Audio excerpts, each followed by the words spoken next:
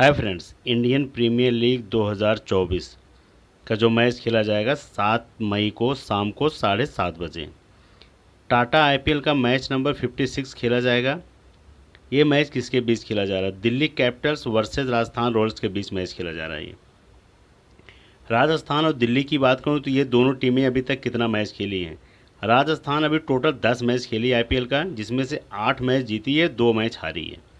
Rajasthan ranking में top top point पे है। और उसके बाद दिल्ली की बात करूं तो 11 मैच दिल्ली खेले, जिसमें से 5 जीती है, 6 मैच हारी है। अब ये ग्राउंड है अरुण जेटली स्टेडियम दिल्ली में, तो दिल्ली के होम ग्राउंड पे मैच हो रहा है। दिल्ली के होम ग्राउंड पे मैच हो रहा है। ऐसा नहीं है कि दिल्ली के होम ग्राउंड पे मैच हो रहा है तो दिल्ली फेवरेट है, क्योंकि दिल्ली अपने होम ग्राउंड पे भी मैच हारी है। सारे आंकड़े दिखाऊंगा एक एक चीज़, क्योंकि टॉप पे चल रही राजस्थान और कोलकाता, 2 टीमें चल रही हैं। तो ये जो टॉप है, सबसे पहले तो नज़र हम इसी पे बनाएंगे, उसके बाद फिर दिल्ली के ऊपर सोचेंगे कि क्या है, कि क्योंकि ये जीतते हुए 10 मैच में से 8 जीती हैं, तो कुछ तो है, तभी जीत रही है ना। अब वेन्यू की बात करूँ तो अरुण जेटली स्टेडियम दिल्ली में मैच खेला जा रहा है। पिच रिपोर्ट ये है, पहला मैच जो हुआ था दिल्ली और हैदराबाद का, तो हैदराबाद ने बैट फर्स्ट किया था यहाँ पे। लेकिन यहाँ पे एक चीज़ और बता रहा हूँ, ओवरऑल अगर पिच रिपोर्ट की बात की जाए ना, ओवरऑल जितने मैच हुए, चाहे टेस्ट हो, चाहे ओडीआई हो, चाहे टी20 हो, ओवरऑल में क्या होता था, पहले बॉल फर्स्ट वाले जीते थे यहाँ पे। लेकिन कंडीशन सब कुछ अलग अलग होती है। कभी कोई मैच सर्दी में होता है, तो कभी कोई बारिश के टाइम पे होता है, तो कभी गर्मी में होता है। तो गर्मी में यहाँ पे मॉइस्चर आने का डर नहीं होता है, तो यहाँ पे ज़्यादा करके बैट फर्स्ट ही है। इसलिए टॉस जीतने के बाद बॉल फर्स्ट करते थे, क्योंकि मॉइस्चर के चक्कर में करते थे। लेकिन अभी रिसेंट जो मैच हुए हैं, जो ये आपको आंकड़ा दिखा रहा हूँ, हैदराबाद और दिल्ली का। हैदराबाद ने टॉस जीत के 266 बैट फर्स्ट करके 266 रन बनाए थे और 7 ही विकेट गिरा था। दिल्ली 199 पे ऑल आउट हो गई, 200 भी नहीं बना पाई, तो 67 रन से हैदराबाद जीता था। फर्स्ट इनिंग में जो फास्टर विकेट ले गए थे, जो दिल्ली की तरफ से 5 विकेट स्पिनर ले गए थे दिल्ली की तरफ से, क्योंकि हैदराबाद जब बैटिंग करने आई तो दिल्ली के सारे जितने फास्टर थे सबको मार पड़ गई। फिर उसके बाद दिल्ली के जो प्लेयर हैं, कुलदीप यादव और अक्षय पटेल, तो उनको विकेट मिल गई, 5 विकेट ले गए थे फर्स्ट इनिंग में स्पिनर, देखो लिखा भी हूँ। सेकेंड इनिंग में जब हैदराबाद बॉलिंग करने आई तो ये रिकॉर्ड अलग हो गया। सेकेंड इनिंग में फास्टर को 7 विकेटें मिली और 3 विकेट स्पिनर को मिली, उल्टा दांव हो गया। सेकेंड इनिंग में परफेक्ट हो गए फास्टरों को मदद मिलने लगी सेकेंड इनिंग में, क्योंकि जब फर्स्ट इनिंग आए तो पिच एकदम एकदम सरफेस अच्छा था, बैटिंग करने लायक। तो ये पहले मैच का रिकॉर्ड है, और ये रिकॉर्ड है 266 रन बनाए थे, 200 भी नहीं बना पाई दिल्ली। फिर उसके बाद जब दूसरा मैच हुआ दिल्ली और जीटी का, दिल्ली को लगा कि टॉस जीत के बैट फर्स्ट करना सही रहेगा, तो दिल्ली ने टॉस जीत के 224 रन बनाया और जीटी 220 ही बना पाए। 8 विकेट जीटी का गिरा था, 8 ही विकेट गिरा था, 220, 4 रन से हारी थी। फर्स्ट इनिंग में फास्टर को 3 विकेटें मिली थी, और सेकंड इनिंग में जब दिल्ली करने आई बॉलिंग तो 5 विकेट ले गए थे फास्टर, 3 विकेट ले गए थे स्पिनर। अब पहले मैच में देखो, पहले मैच में सेकंड इनिंग में तीन ही विकेट स्पिनर ले गए थे। फिर दूसरे मैच में जब सेकंड इनिंग में दिल्ली बॉलिंग करने आई तो तब भी 3 विकेट स्पिनर ले गए। तो स्पिनर का बॉल बड़ा सेकंड इनिंग में 3 का ही है, लेकिन फास्टर का यहाँ 7 है, यहाँ 5 है, मतलब 2 का फ़र्क हुआ है बस। लेकिन फास्टर सेकंड इनिंग में ज़्यादा विकेट ले जा रहे हैं। ओवरऑल 2 मैच का रिकॉर्ड है, दोनों जो बैट फर्स्ट वाले जीत रहे हैं। फिर उसके बाद तीसरा मैच जो हुआ, तीसरा मैच दिल्ली वर्सेस एमआई का, यहाँ पे दिल्ली ने फिर बैट फर्स्ट किया। दिल्ली ने टॉस जीत के बैट फर्स्ट किया, तो 257 रन बनाई थी दिल्ली, 4 विकेट गिरा था। उसके बाद मुंबई क्या की, 247 पे मुंबई का 9 विकेट गिर गया था, दिल्ली 10 रन से मैच जीत गई थी। सेकेंड इनिंग में दिल्ली के 8 विकेट फास्टर ले गए थे, मतलब यहाँ पे 7 का भी रिकॉर्ड टूट गया। ये है रिकॉर्ड, यहाँ पे 7 ले गए, फिर यहाँ 5 ले गए, फिर यहाँ 8 ले गए।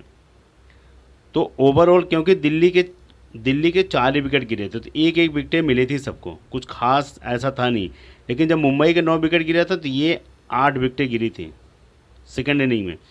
तो ओवरऑल अभी 3 मैच का जो रिकॉर्ड है, ये आपके सामने है। 3 मैच हुआ है अरुण जेटली स्टेडियम दिल्ली में, 3 मैच का रिकॉर्ड है, तीनों मैच जो हैं बैट फर्स्ट वाले जीते हैं, तीनों मैच।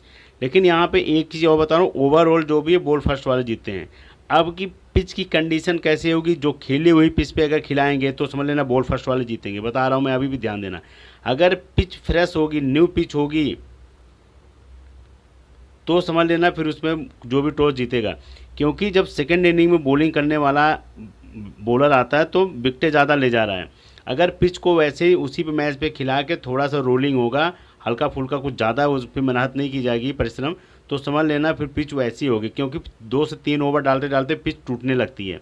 और जब पिच फ्रेश होती है, उस पर मैच नहीं हुआ होता, तो कम से कम 10-12 ओवर डालने के बाद पिच धीरे धीरे टूटती है, फिर सेकेंड इनिंग में आते आते काफ़ी टूट जाती है, तब बॉलरों को प्रॉफिट मिलता है, मदद मिलता है। तो ये चीज़ें थोड़ा ध्यान देना, इस चीज़ पे ध्यान देना। अगर जो पिच खेली हुई पिच पे मैच होगा तो मेरे हिसाब से एक बार बॉल फर्स्ट वाले पे भी आजमाना ज़रूरी है, क्योंकि ऐसी कंडीशन बहुत सारे मैच में हुआ है कि बैट फर्स्ट वहाँ ज़्यादा होता है, लेकिन पिच वही होती है, उसमें थोड़ा रोलिंग होता है, रोलिंग करने के बाद पिच को ऐसे कर देते हैं, 2 से 3 ओवर के बाद पिच वही कंडीशन ख़राब हो जाती है, फिर आके स्पिनर या फास्टर जो मिडिल ऑर्डर में डालते हैं 6-7 ओवर के बाद, फिर उनको धड़ाधड़ विकेटें मिलने लगती हैं। तो इस कंडीशन में एक टीम ज़रूर बनाना। अब दिल्ली के जो की प्लेयर हैं, जो दिल्ली के अपने होम ग्राउंड पे जो मैच खेले, 3 मैच का रिकॉर्ड है दिल्ली के जो अपने होम ग्राउंड पे खेले अरुण जेटली स्टेडियम में। डेविड वार्नर ने 1 मैच खेले थे, उसमें 1 रन बनाया, उसके बाद फिर ये रेस्ट पे हैं। जैक फ्रेजर माइक की बात करूँ, 3 मैच का रिकॉर्ड देखो इनका है, 65 रन, 23 रन, 84 रन। एक कैप्टन के दावेदार हैं, क्योंकि 2 मैच इनका बहुत ज़बरदस्त निकला है, एक ही मैच थोड़ा सा गड़बड़ाया है, लेकिन 3 मैच रिकॉर्ड है, तो एक भाई कैप्टन तो रहेंगे। अभिषेक पोरल की बात करूं तो 42 रन, 36 रन, 2 मैच का रिकॉर्ड है। जब भी उनका मौका मिला, दोनों मैच में इन्होंने गजब की पारी खेली है, तो ये भी इनको भी लेके चलना, अभिषेक पोरल को, इस ग्राउंड पे अच्छा खाता चला रहे हैं रन अपना। ऋषभ पंत टीम के कैप्टन हैं, 3 मैच का रिकॉर्ड है, 44 रन, 88 रन, 29 रन, तीनों मैच में बेहतरीन है। तो इन तीनों की बात करूं तो इन तीनों इनके सबसे टॉप की पिक रहेंगे, जैक फ्रेजर, अभिषेक पोरल और ऋषभ पंत, ये तीनों टॉप की पिक हैं। तीनों का रन अच्छा खासा बॉलरों के सामने रन बनाया, ऐसा नहीं है टोची मोची टीमों के साथ, हैदराबाद के साथ, मुंबई के साथ, तो इसीलिए कह रहा हूँ जीटी के साथ, तो अच्छा खासा बॉलरों के सामने जब टिके हैं तो समझ लेना कि फिर तो टिकना ही टिकना है। कुलदीप यादव का रिकॉर्ड देखो इस ग्राउंड पे, 4 विकेट, 2 विकेट, 6 विकेट का रिकॉर्ड है कुलदीप यादव का 2 मैच का। मुकेश कुमार का 1 मैच में 3 विकेट ले गए थे, 1 मैच में 1 विकेट ले गए थे। अक्षय पटेल का रिकॉर्ड देखो, 1 विकेट, 66 रन। देखो इस ग्राउंड पे याद रखना है एक चीज़ और, बहुत काम की चीज़ है। अब अगर आपको लगता है कि जैक फ्रेजर और उसके बाद इसमें से किसी और को इनके साथ मौका मिलेगा, जिसको भी मौका मिलेगा खेलने के लिए, उसके बाद कभी इसी ग्राउंड पे बात कर रहा हूँ मैं, अक्षय पटेल को फर्स्ट डाउन भेज दिया गया था, तो हो सकता है फिर अक्षय पटेल को इस ग्राउंड पे फर्स्ट डाउन भेज दिया जाए। तो ये ऋषभ पंत के ऊपर है, उसके बाद टीम मैनेजमेंट के ऊपर है। तो इसीलिए कह रहा हूँ कि अक्षय पटेल को कमज़ोर मत समझना, कैप्टन लेके चलना, क्योंकि वहाँ पे कुछ और बताया जाता है कि ये ऐसे ऐसे प्लेयर आएंगे, उसके बाद बीच में कुछ और ही गेम हो जाता है। तो वहाँ का पढ़ना मन नहीं है, लेकिन 1 मैच में इनको भेजा गया था फर्स्ट डाउन, जो ये 66 रन बनाए थे, ये विकेट ले गए थे। तो इसीलिए कह रहा हूँ कि अगर इनको भेजा जाएगा तो फर्स्ट डाउन, तो समझ लेना कि अक्षय पटेल का रिकॉर्ड इस ग्राउंड पे बेहतरीन है, तो इनको कैप्टन लेके चलना मेगा ग्रैंड लीग में। मैं अभी से बता रहा हूँ, आपको आगाज़ कर दे रहा हूँ, क्योंकि 1 मैच में इनको भेजा गया है, तो इसीलिए कह रहा हूँ मैं, इसी का प्रदर्शन देखते हुए भेज सकते हैं। ट्रिस्टन स्टब्स की बात करूँ, 2 मैच खेले, 26 रन, 48 रन। अगर आगे ऊपर का टॉप ऑर्डर जब आउट होता है तब ये जाके कमाल करेंगे, इसके अलावा कुछ नहीं करेंगे। जब ऊपर का टॉप ऑर्डर जल्दी 2-3 विकेटें गिरेंगे तब जाके इनको रखना, तब मेगा ग्रैंड लीग की पिक रहेंगे, कैप्टन भी कर सकते हो अगर ऊपर का 2 से 3 विकेटें गिरवा रहे हो। आसिफ दर सलाम 2 मैच खेले हैं, ज़बरदस्त रिकॉर्ड है, 3 विकेट, 3 विकेट। कभी इनको इम्पैक्ट में रखा जाता है, कभी इनको रख भी लिया जाता है, लेकिन इस ग्राउंड पे इनका 3-3 मैच का रिकॉर्ड है, 3-3 विकेट का, सॉरी 3-3 विकेट का रिकॉर्ड है, तो इनको ज़रूर देखना राशिद दर सलाम को। फिर उसके बाद आते हैं नॉर्जे का, एक मैच का रिकॉर्ड है, एक ही मैच मौका मुझे लग रहा है खेले हैं, एक ही मैच का रिकॉर्ड है। साई होप को 1 मैच में मौका मिला था, 41 रन की पारी खेले थे, खलील अहमद को दो विकेटें मिली हैं। तो इस ग्राउंड पे ये जितने प्लेयर को मैंने दिखाया हूँ, ये है खलील अहमद को 1 मैच में मौका मिला, साई होप को 1 मैच में, उसके बाद नॉर्जे को 1। राशिद अर सलाम 2 मैच खेले हैं, 2 मैच का रिकॉर्ड देखो, 3-3 विकेट का, खतरनाक पिक है। फिर अक्षय पटेल हो जाएंगे, मुकेश कुमार, इनके कुलदीप यादव तो रहेंगे, ऋषभ पंत। अब इनमें देखो जो आपकी टॉप की पिक रहेंगे।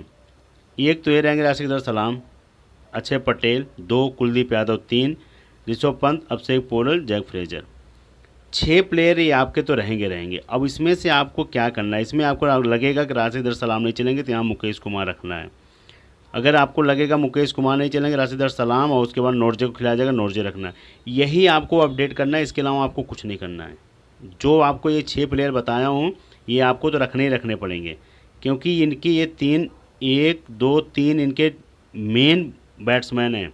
जैक फ्रेजर, अभिषेक पोरल, उसके बाद ऋषभ पंत, कुलदीप यादव इनकी मेन रीढ़ की हड्डी हैं। उसके बाद फिर अक्षय पटेल, फिर राशिदर सलाम, फिर या तो मुकेश कुमार लेके चलना। ये 6 से 7 प्लेयर लेके चलना। ये इनका ज़बरदस्त रिकॉर्ड है और ये मेगा ग्रैंड लीग की पिक भी रहेंगे, जो अपने होम ग्राउंड पे खेले हैं और बेस्ट खेले हैं। ऐसा नहीं कि कोई 2 पे आउट हो गए, कोई 0 पे आउट हो गया। एक में अगर आप बहुत ज़्यादा रिस्क ले रहे हो तो कुलदीप यादव का कैप्टन भी लेके चल सकते हो। कुलदीप यादव अक्षय पटेल पे जा सकते हो, अगर अक्षय पटेल को वाइस कैप्टन फर्स्ट डाउन भेजा जाएगा तब खेलने के लिए। अब दिल्ली की टीम से जो की प्लेयर हैं अभी तक जो रन मारते हुए आ रहे हैं, देखो एक जैक फ्रेजर हो गए, ट्रिस्टन स्टम्प हो गए, ये भी ऋषभ पंत हो गए, अक्षय पटेल हो गए, अभिषेक पोरल हो गए। साई होप को 2 मैच मौका मिला तो एक मैच में 11 बनाए थे, एक में 41 बनाए थे। वहाँ पर खलील अहमद इनके बेस्ट उतना खास नहीं है, 2 मैच का रिकॉर्ड है, उसके बाद खास नहीं है। नोरजे का 2 मैच का रिकॉर्ड अच्छा है, उसके बाद कुछ खास नहीं। कुलदीप यादव का रिकॉर्ड देखो, 2 wicket, 3 wicket, 4 wicket. Mega grand league में आप कर सकते हो।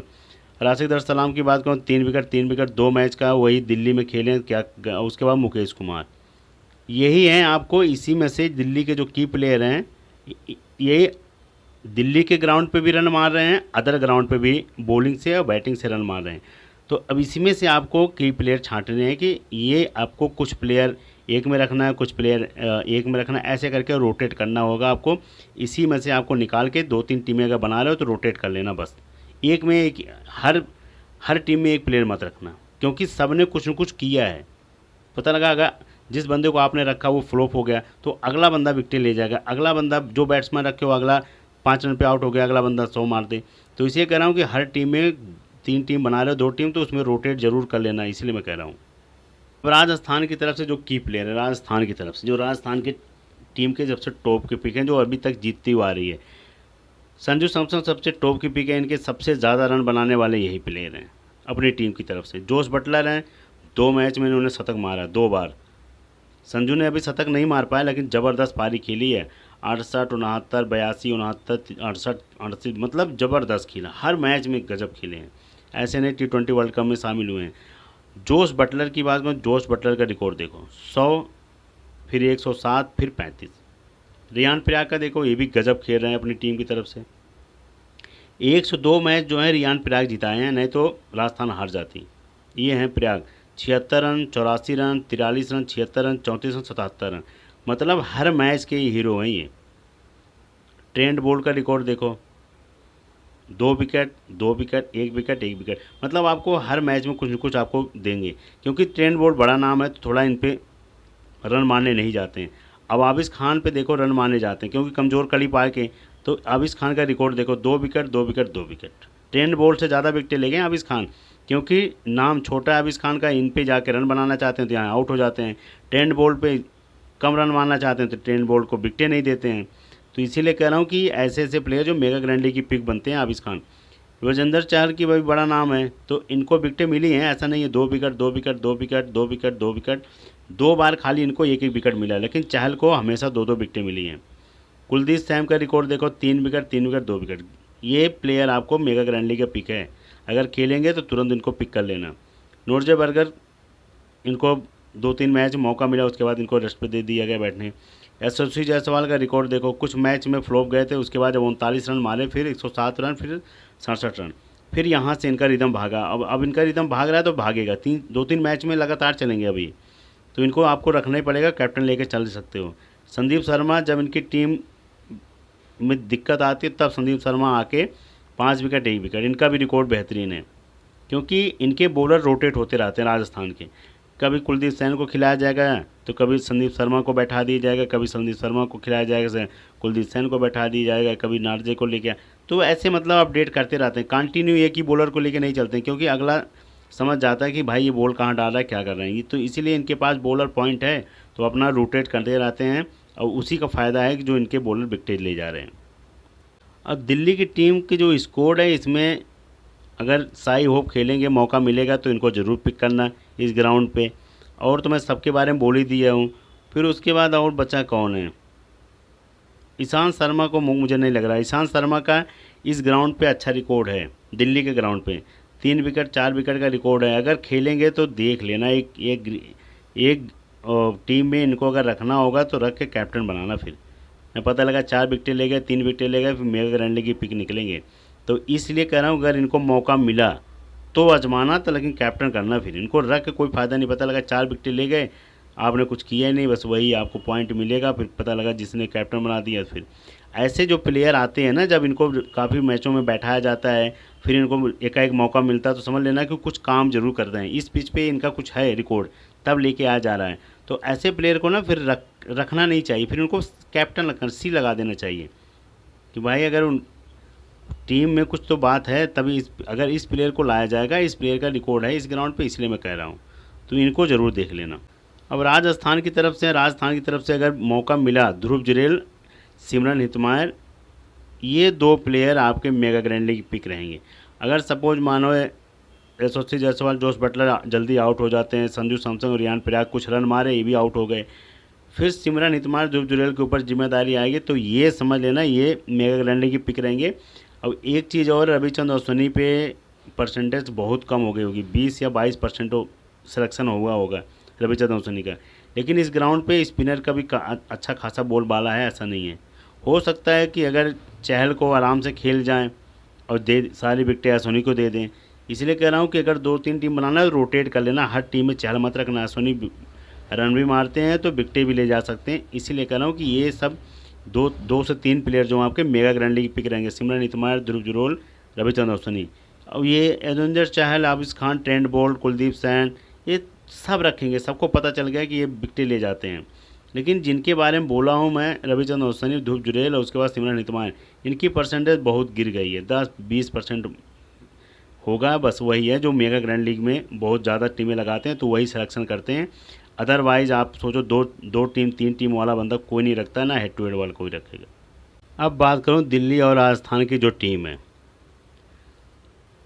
राजस्थान की तरफ से रहेंगे संजू सैमसन, यशस्वी जायसवाल, रियान पराग, युजवेंद्र चहल, आबिद खान। ये 5 प्लेयर राजस्थान की तरफ से रहेंगे। दिल्ली की तरफ से रहेंगे ऋषभ पंत, ट्रिस्टन स्टब्स, उसके बाद जैक फ्रेजर, अक्षय पटेल, कुलदीप यादव, उसके बाद आएंगे राशिद दर सलाम। ये रहेंगे 6 प्लेयर दिल्ली की तरफ से।